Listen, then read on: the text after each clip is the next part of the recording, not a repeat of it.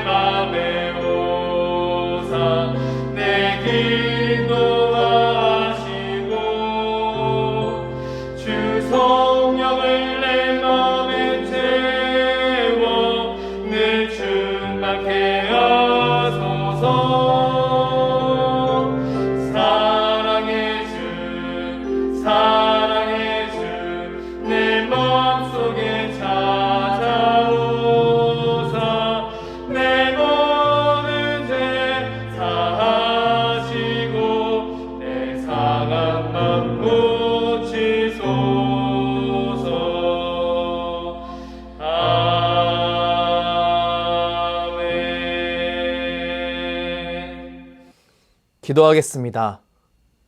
사랑의 하나님, 이 시간 우리를 불러주셔서 하나님의 말씀을 묵상하게 하시니 무한 감사를 올려드립니다.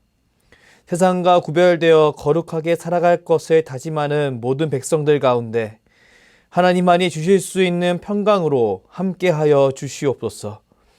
예수 그리스도만을 집중하는 삶을 살아가게 하시고 주님을 제외한 모든 것은 점차 내려놓을 수 있는 삶을 살아가게 하여 주시옵소서.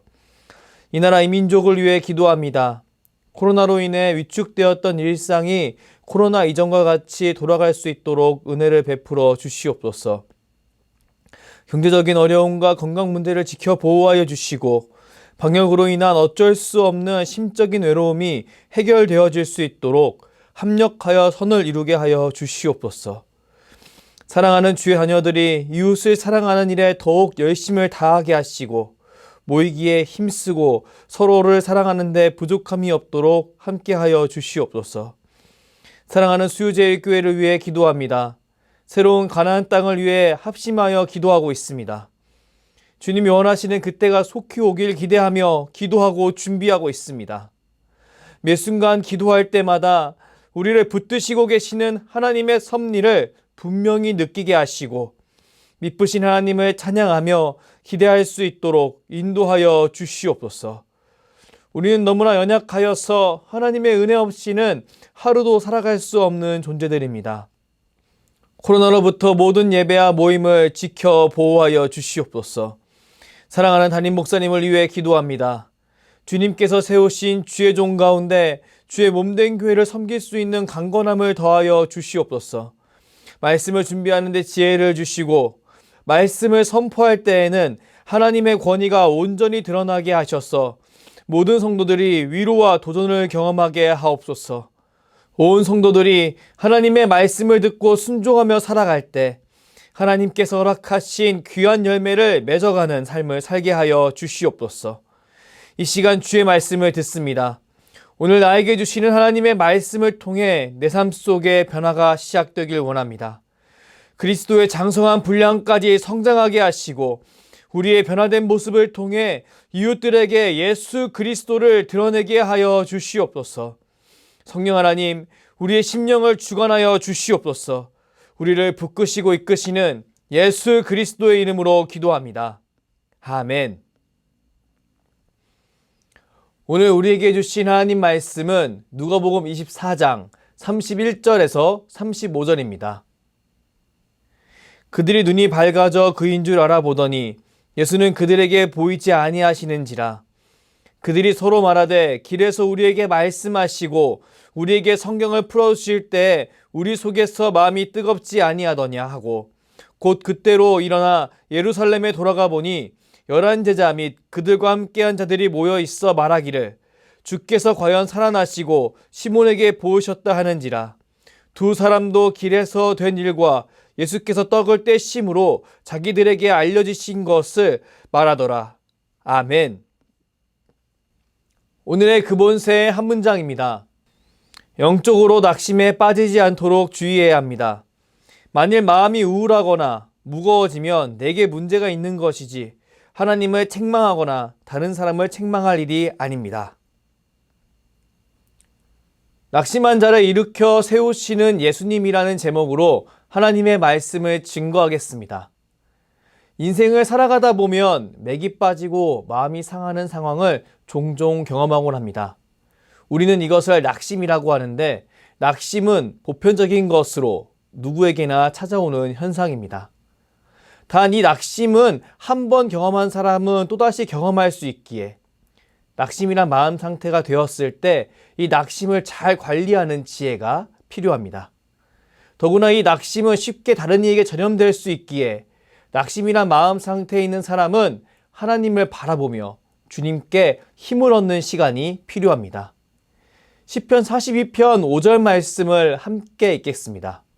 내 영혼아, 내가 어찌하여 낙심하며 어찌하여 내 속에서 불안해하는가? 너는 하나님께 소망을 두라. 그가 나타나 도우심으로 말미암아 내가 여전히 찬송하리로다. 아멘. 자신의 영혼에게 어찌하여 낙심하며 어찌하며 불안해하는가? 라고 질문하는 시편 기자를 보십시오. 이 내용은 시편 42편 5절, 11절, 시편 43편 5절에서 반복적으로 등장하는 내용으로 시편 기자가 여러 상황을 통해 낙심이란 마음 상태에 빠진 자기 자신에게 이 내용을 선포하고 있음을 알 수 있습니다. 우리 오늘 새벽을 시작하며 이 말씀을 의지하여 자기 자신에게 다음과 같이 선포하면 좋겠습니다. 내 영혼아, 어찌하여 낙심하며 어찌하여 불안해하는가? 하나님께 소망을 두라. 하나님의 도우심으로 내가 여전히 찬송하리로다. 아멘. 함께 선포한 말씀대로 하나님께 소망을 두며 하나님의 도우심으로 여전히 하나님을 찬송하는 복된 성도들이 되길 주님의 이름으로 축복합니다. 오늘 주님은 나의 최고봉은 2월 7일 낙심의 훈련입니다. 오늘 오스왈드 챔버스는 낙심이라는 주제를 설명하며 낙심이 다음 두 가지 상황 중 하나의 상황에서 발생한다고 설명합니다. 바로 죄의 정욕을 만족시켰을 때 혹은 죄의 정욕을 만족시키지 못했을 때입니다. 과연 그가 말하는 정욕은 무엇을 의미할까요? 교재를 보면 우리는 내가 원하는 것을 당장 취하려고 하는 성향이 정욕이라고 정의하는 챔버스를 볼 수 있습니다. 동시에 기도에 응답하는 하나님을 구하기보다 당장 기도 응답만을 요구하는 것을 영적인 정욕이라고 정의하는 그의 모습을 볼 수 있습니다. 여러분, 챔버스의 낙심에 관한 원인 분석 어떻게 다가오시나요? 저는 항상 머리로는 알고 있었으나 종종 놓치게 되는 기도의 의미에 대해 다시 생각하게 되었습니다. 여러분, 기도는 무엇입니까? 기도는 하나님과의 대화입니다. 이 대화는 그리스도인이 하나님과 하나님의 뜻을 붙잡는 것을 목적으로 합니다. 예수님이 제자들에게 가르쳐 주신 주기도문을 떠올려 보십시오. 주기도문을 보면 하나님 나라의 복음과 예수님이 의도한 하나님과 우리와의 관계가 잘 압축되어 표현되고 있는 것을 볼 수 있습니다. 신기한 것은 주기도문에 무엇인가 바라는 것을 해결해 달라는 내용이 전혀 담겨 있지 않다는 것인데요. 우리는 이 모습을 묵상하며 기도는 다른 이방 종교의 주문이 아니다 라는 사실을 분명히 알 수 있습니다. 그리고 올바른 기도 생활을 위해서 낙심이라는 마음 상태를 잘 다스리기 위해서 기도의 내용을 좀 더 신경 써야 함을 알 수 있습니다. 오늘의 그본세 한 문장을 함께 읽겠습니다. 영적으로 낙심에 빠지지 않도록 주의해야 합니다.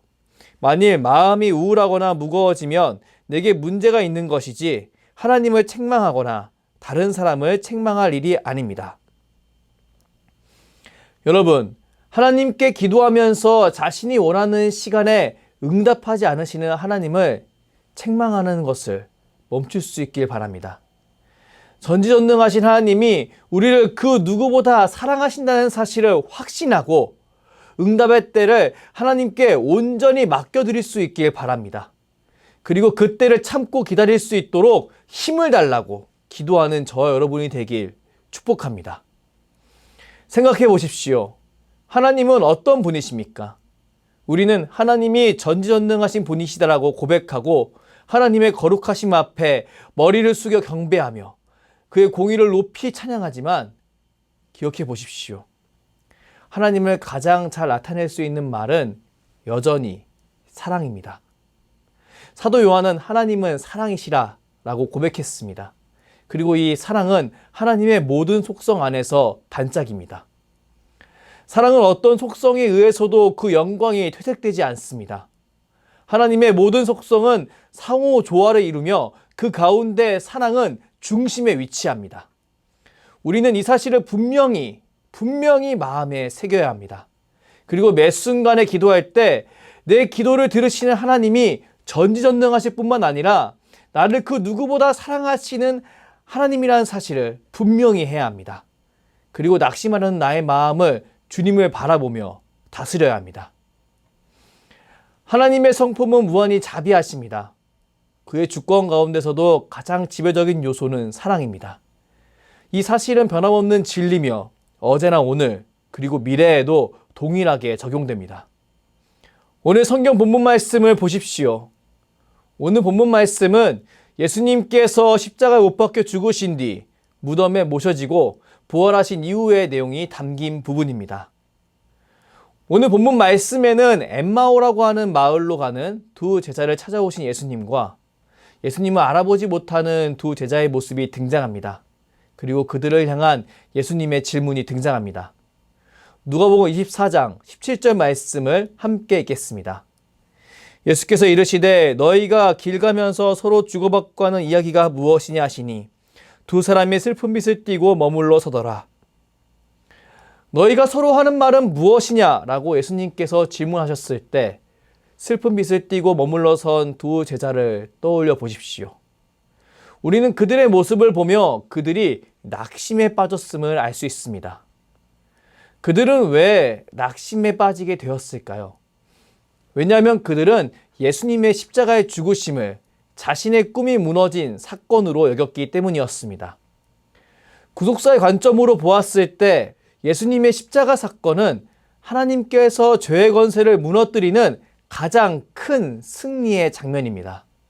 하지만 예수님을 통해 로마로부터 자유를 꿈꿔왔던 사람들에게는 가장 허망한 장면이었을 것입니다.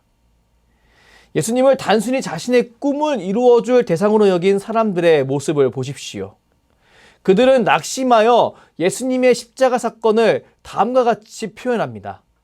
누가복음 24장 21절 말씀을 공동 번역으로 함께 읽겠습니다. 우리는 그분이야말로 이스라엘을 구원해 주실 분이라고 희망을 걸고 있었습니다.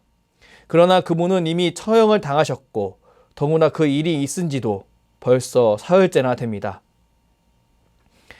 예수님이 실패하셨다고 생각하는 그들의 모습을 보십시오. 제자들이 언급한 말은 다 사실이었지만 거기서 끌어낸 결론은 틀린 것이었습니다. 낙심에 빠져서 부활하신 예수님을 증거하는 여인들의 소리를 믿지 못하는 그들의 모습, 이 모습을 보십시오.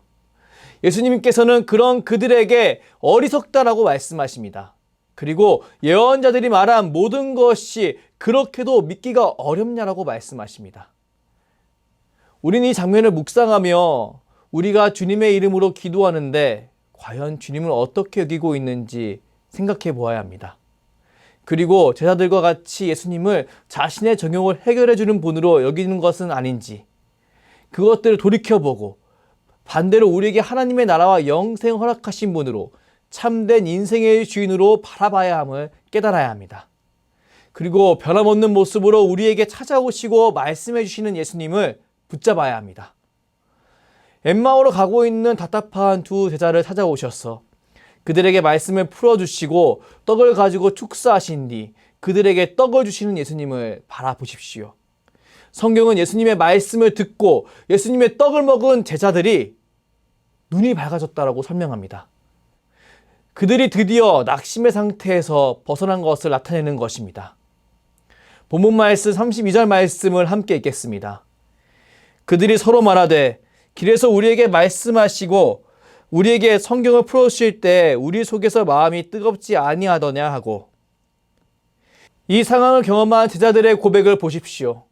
그들은 예수님으로 인해 낙심되어서 죽어버렸던 마음에 생기가 돌기 시작했다라고 고백합니다. 그리고 더 나아가 엠마오에 모여서 부활하신 예수님에 대해 이야기를 하고 있던 제자들에게 자신이 만난 부활의 주님을 상세히 설명하는 모습을 보여줍니다. 본문 말씀 35절 말씀을 함께 읽겠습니다.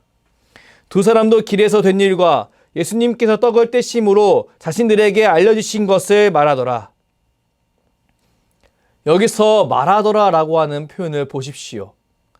개역개정에서 말하더라라고 번역된 엑세군토는 상세히 설명하다라는 뜻을 엑세교마이의 미알로형으로 기록되어 있습니다.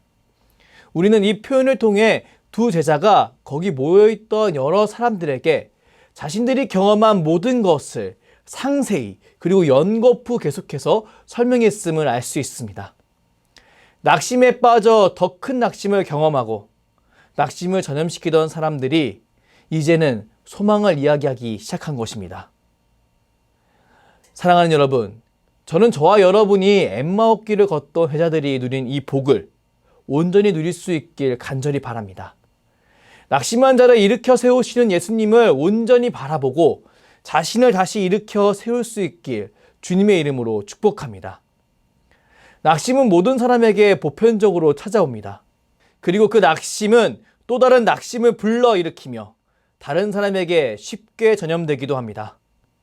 그렇기에 지혜로운 그리스도인은 이 낙심을 잘 관리해야 하며 낙심이란 마음 상태에서 벗어나야 합니다. 그리고 끊임없이 주님이 주신 영적 생명을 가지고 힘있게 살아가야 합니다. 이제 자신의 정욕에 따라 하나님께 기도하는 생활을 멈추십시오. 자신이 원하는 때를 하나님께 강요하며 하나님을 판단하고 심판하려 하는 잘못된 자리에 거하지 마십시오. 그 자리는 우리가 있어야 할 자리가 아닙니다. 우리의 자리는 예수님의 십자가 사랑으로 마련된 자리입니다. 하나님의 사랑을 확신하고 그분께 자신의 삶의 주도권을 내어드리는 자리입니다. 그리고 그 모든 과정을 통해 하나님이 주시는 의와 평강과 희락을 누리는 자리입니다. 하나님으로부터 얻는 혜택을 추구하기보다 하나님과 친밀한 관계를 추구하는 자리인 것입니다. 하나님은 사랑이십니다. 이 사실을 믿고 기도할 때 예수님을 증거하시는 성령님께서 이 사실을 그 누구보다 분명하게 우리에게 드러내 주실 것입니다. 그 엠마오로 갔던 두 제자들이 예수님의 말씀을 듣고 떡을 먹었을 때 눈이 떠지고 마음이 뜨거워졌던 것처럼 주님께서 우리의 마음을 만져주시고 일으켜 주시리라 믿습니다. 내 영혼아, 내가 어찌하여 낙심하며 어찌하여 내 속에서 불안해하는가? 너는 하나님께 소망을 두라. 그가 나타나 도우심으로 말미암아 내가 여전히 찬송하리로다. 아멘. 예수님으로 인해 어두웠던 눈이 밝아지고 차갑게 식어졌던 마음들이 뜨거워졌던 회사들처럼, 더 나아가 동료들에게 예수님의 부활을 당당하게 증거하던 제자들처럼 낙심한 자를 일으켜 세우시는 예수님으로 말미암아 오늘 하루도 주님 안에서 승리하는 저와 여러분이 되길 주님의 이름으로 축복합니다. 기도하겠습니다. 사랑의 하나님, 오늘 말씀을 통해 낙심의 이유에 대해 알게 하시고 낙심에서 벗어날 수 있는 방법을 알게 하여 주시니 무한 감사를 올려드립니다. 하나님께 모든 주권을 내어드리고 주님으로 다시 일으킴을 받는 우리 모두가 될 수 있도록 오늘 새벽 은혜를 베풀어 주시옵소서.